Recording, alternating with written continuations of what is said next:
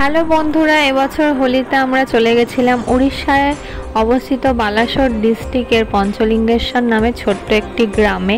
গ্রামটার সিনারি তোমরা দেখতেই পাচ্ছ, দূরে দূরে বিস্তৃত নীলগিরি পাহাড়, আর এই পাহাড়গুলোর জন্য জায়গাটা এত সুন্দর হয়ে উঠেছে। আর চারিপাশে পুরো চাষের জমি, মানে একদম পারফেক্ট গ্রাম্য পরিবেশ। আর এই জায়গার বিশেষত্ব হলো এখানকার শিবের মন্দির। এই শিবের মন্দিরে পৌঁছানোর জন্য তোমাদের 311টা সিঁড়ি অতিক্রান্ত করতে হবে এবং তার জন্য যথেষ্ট স্ট্রং হতে হবে, হেলদি হতে হবে, নইলে একটুখানি উঠে হাঁপিয়ে যাবে। যাই হোক, আমাদেরও কষ্ট হয়েছিল, বাট আমরা মন্দির অবধি পৌঁছেছিলাম এবং মন্দির মানে খুব সুন্দর, খুবই সুন্দর, আমার তো খুবই ভালো লেগেছে।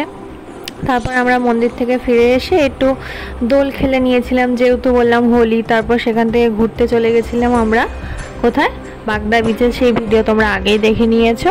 তো চলো মন্দির অবধি তোমাদের একটু ঘুরে নিয়ে আসি, যেটুকুনি ভিডিও করতে পেরেছি।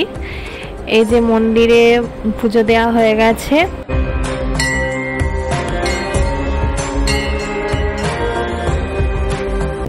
তো এই ছিল আমাদের পঞ্চলিঙ্গেশ্বরের মিনি ব্লগ।